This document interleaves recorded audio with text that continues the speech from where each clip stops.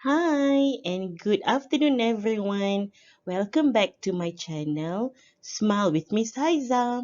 Okay, today I will guide you on how to structure your speech for MUET Speaking Test 800/2 Task B Group Discussion. Okay, I will share with you a simple technique on how you can apply in order to survive Task B or the group discussion. The key element to survive task B would be to plan.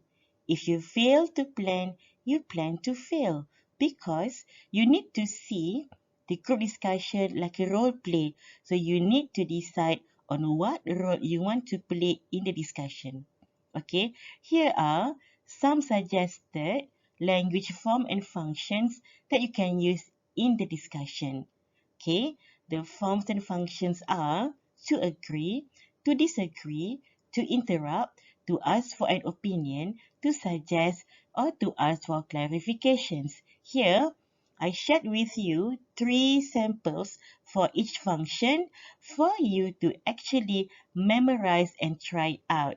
I'm sure there are many other expressions out there you can use to convey the function. However, these are the simplest one I can think of for you to use. Okay, the objective of Task B or group discussion is to enable students to participate actively in social interaction. So, here's the keyword. You need to participate actively, okay, in the discussion. So, how to participate actively? Then you need to try out to use all these language form and functions presented here in this slide. Now, this is the question that I'll be using today to demonstrate to you on how to be a good participant in Task B. Okay, the question is, a recent flash flood destroyed a number of houses in the housing area that you live in. As a member of the charity club in your neighborhood, suggest some ways to help the flood victims. So, in this in for this question, I will be candidate D, and I will suggest that the best way to help the flood victim is to collect food items for them. Okay, dear viewers, here are the 7 steps you can follow in order for you to develop ideas for Task B or group discussion. Task B will be conducted right after Task A, and in between you have 2 minutes to prepare your points. Okay, in the prep time, you can decide whether you want to maintain or change your views as in Task A. Then you need to prepare the introduction and then choose one suggestion or one point that you want to elaborate. Okay, and then you need to plan and then ask for suggestion from the other candidate. All right. And another decision that you have to make is you need to decide on which point you want to agree. Okay, if you want to agree on a certain points or one point, then you need to justify or give reasons why you agree with that candidate. Okay, and in between the discussion, you can also interrupt politely. Okay, and beside choosing one point for you to support, you need to also decide one point for you to oppose or disagree. Again, when you disagree, you need to justify or give reasons why you disagree. Beside interrupting, agreeing and disagreeing, you can also ask for clarifications from the candidates.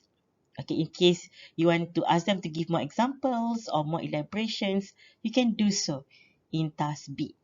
And then when you are ready, you can conclude your speech. All right? All right, this is the sample of the draft I've prepared for you. Okay, so because I'll be candidate D, so I have decided to choose 3 points. 1 point to suggest, 1 point to support, and 1 point to oppose.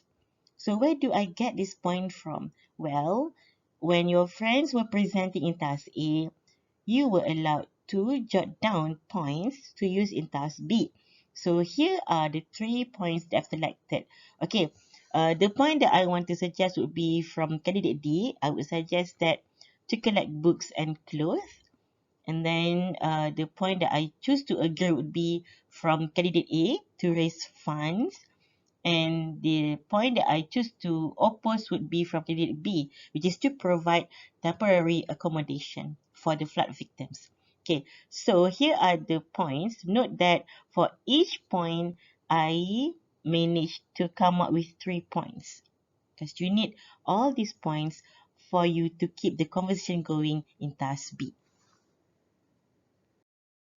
Okay, everyone, this will be the sample script for my speech for task B based on the given topic. Okay, and then you might wonder when and how to add the form and function. Okay, so you can add the form and function at the beginning of your speech or at the end. Okay, for example, I will start by suggesting first. So I will suggest that to collect books and clothes would be the best way to help the flood victims.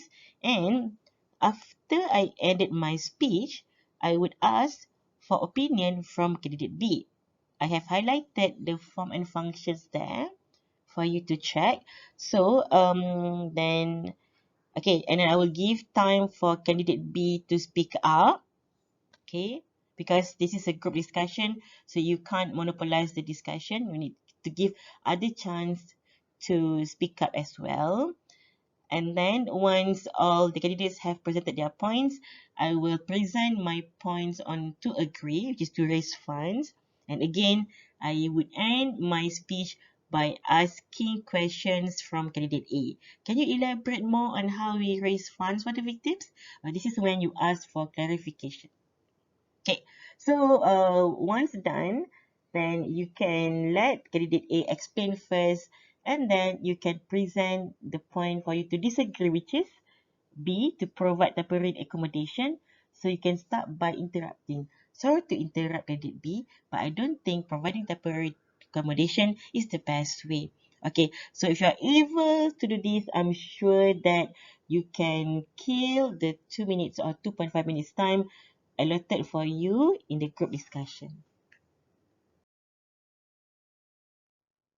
Viewers, this will be the summary on how to develop ideas for task B. Okay, first you have to brainstorm and then decide whether to maintain your views in task A or change your views.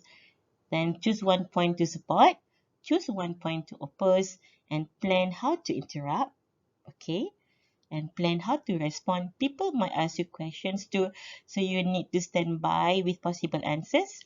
And then plan your introduction and conclusion for your speech. Next, I would go through some frequently asked questions related to task B or group discussion. Number one, what if someone dominates the discussion? Alright, so if you have one really strong group member in the group and he or she tends to monopolize the discussion, then you need to find opportunity for you to interrupt. How to interrupt? You can ask question, you can ask for clarification. You need to try to find ways, yeah, because I know that some people can really dominate. Number two, how to conclude if everyone stick to his or her point. Okay, this is a common problem too. What if you have 4 options and everyone sticks to their own point? So, in the conclusion, you can say, based on the discussion, it can be concluded that all 4 ways would be the best ways to help the flood victims. Yes, you can say that. You can mention all the 4 points. Okay. If there are only 3 candidates, A, B, and C, can we talk about the point for candidate D? Yes, you can, because you are free to choose whatever point you want to discuss in task B. Next, who will start the discussion? Must it be candidate A? Anyone may start the discussion, not necessarily be candidate A. It can be anyone. Okay, my advice is in the quarantine room, you need to plan and decide on who's going to start the discussion and then who's going to end the discussion so that you don't waste time in the exam room. Okay, next is related to the previous question. Who should conclude the discussion? Anyone may start the discussion, so anyone may conclude the discussion as well. Okay, next. Can I maintain my view as in task A? Yes, you can maintain your view, but you need to add more supporting details and examples in order for you to score higher bands in MUET speaking. Alright?